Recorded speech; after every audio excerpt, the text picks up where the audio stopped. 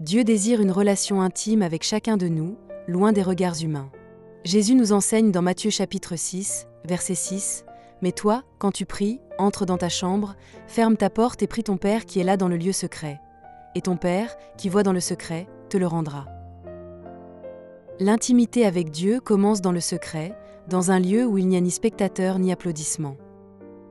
C'est là que se bâtissent les fondations solides de notre foi. Dieu ne cherche pas une performance extérieure, mais un cœur sincèrement tourné vers lui. Il est facile de tomber dans le piège des traditions et des apparences religieuses.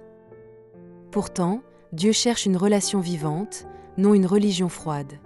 Dans Jean chapitre 4, verset 24, il est écrit « Dieu est esprit, et il faut que ceux qui l'adorent l'adorent en esprit et en vérité. » L'adoration véritable ne peut être feinte, elle jaillit d'un cœur transformé.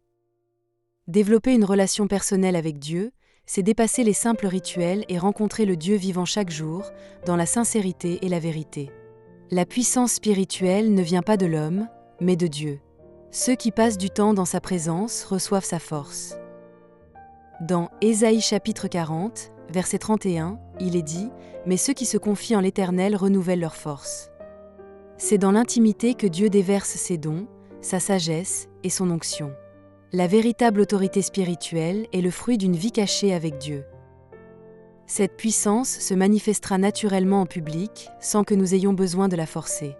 Chercher Dieu, c'est désirer plus que ses bénédictions, c'est rechercher sa personne. Dans Psaume chapitre 27, verset 8, David confesse « Mon cœur dit de ta part, cherchez ma face. » Je cherche ta face, ô Éternel. Cette recherche est volontaire et passionnée. Elle ne dépend pas des circonstances ou des émotions. Lorsque nous cherchons sa face, nous découvrons son cœur. C'est dans cet échange intime que notre âme est véritablement restaurée et que notre foi devient inébranlable. L'intimité avec Dieu naît d'un amour réciproque. Dans 1 Jean chapitre 4, verset 19, il est écrit « Pour nous, nous l'aimons, parce qu'il nous a aimés le premier. » Dieu a initié cette relation d'amour. Notre réponse est d'ouvrir notre cœur à lui. L'amour que nous développons pour Dieu en secret deviendra une source intarissable de force, de paix et de joie. Plus nous l'aimons, plus notre vie entière est transformée par sa présence bienveillante. Il ne suffit pas de connaître des choses sur Dieu, nous devons être connus de lui. Dans Matthieu chapitre 7, verset 23, Jésus dit « Je leur dirai ouvertement, je ne vous ai jamais connus. » Quelle tragédie pour ceux qui font des œuvres sans relation réelle avec Dieu. L'intimité véritable implique une connaissance réciproque, profonde et vivante. Passer du temps avec lui, écouter sa voix et marcher selon ses voies nous permet d'être réellement connus de notre Père céleste. L'intimité avec Dieu a un coût, le renoncement à soi-même. Jésus déclare dans Luc chapitre 9, verset 23, « Si quelqu'un veut venir après moi, qu'il renonce à lui-même, qu'il se charge chaque jour de sa croix, et qu'il me suive. » Renoncer à notre confort, à notre orgueil, à nos désirs personnels est souvent difficile. Mais c'est dans cette obéissance que nous découvrons les profondeurs de l'amour divin. Dieu révèle ses secrets à ceux qui acceptent de tout abandonner pour lui.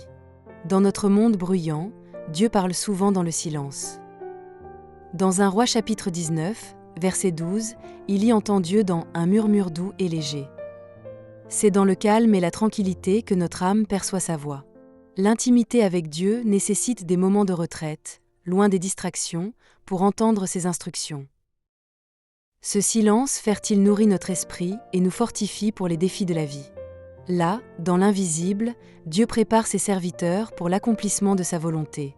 Passer du temps avec Dieu ne nous laisse jamais inchangés. Dans 2 Corinthiens chapitre 3, verset 18, il est écrit « Nous sommes transformés en la même image, de gloire en gloire, comme par le Seigneur, l'Esprit. » L'intimité produit une transformation progressive et profonde. Nous devenons de plus en plus semblables à Christ. Ce changement intérieur est la preuve vivante de notre communion avec lui.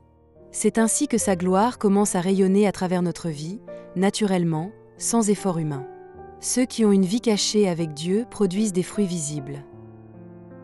Jésus enseigne dans Jean chapitre 15, verset 5, « Celui qui demeure en moi et en qui je demeure porte beaucoup de fruits. » Le fruit spirituel, amour, joie, paix, patience, bonté, n'est pas fabriqué par nos efforts, mais résulte de notre connexion intime avec Christ.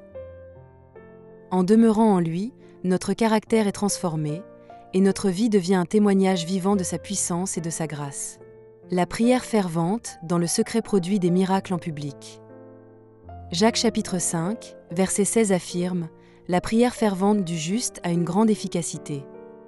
La prière est l'oxygène de notre vie spirituelle. Plus nous prions en secret, plus notre foi devient forte et nos œuvres visibles témoignent de la puissance divine. Dans l'intimité de la prière, nous recevons les stratégies célestes, la paix surnaturelle et l'assurance que Dieu agit en notre faveur. Dieu honore l'obéissance discrète plus que les sacrifices publics. Dans 1 Samuel chapitre 15, verset 22, il est dit « L'obéissance vaut mieux que les sacrifices ». L'obéissance née dans l'intimité est plus précieuse aux yeux de Dieu que toutes nos actions visibles. Quand nous suivons sa voix en secret, il nous élève en son temps. L'obéissance silencieuse forge notre caractère et prépare des plateformes publiques où sa gloire pourra être manifestée sans compromission. Dieu promet de récompenser ceux qui le cherchent dans le secret. Dans Hébreux chapitre 11, verset 6, il est écrit « Il est le rémunérateur de ceux qui le cherchent ». Chercher Dieu n'est jamais vain. Il voit chaque instant passé avec lui, chaque prière murmurée, chaque larme versée en sa présence.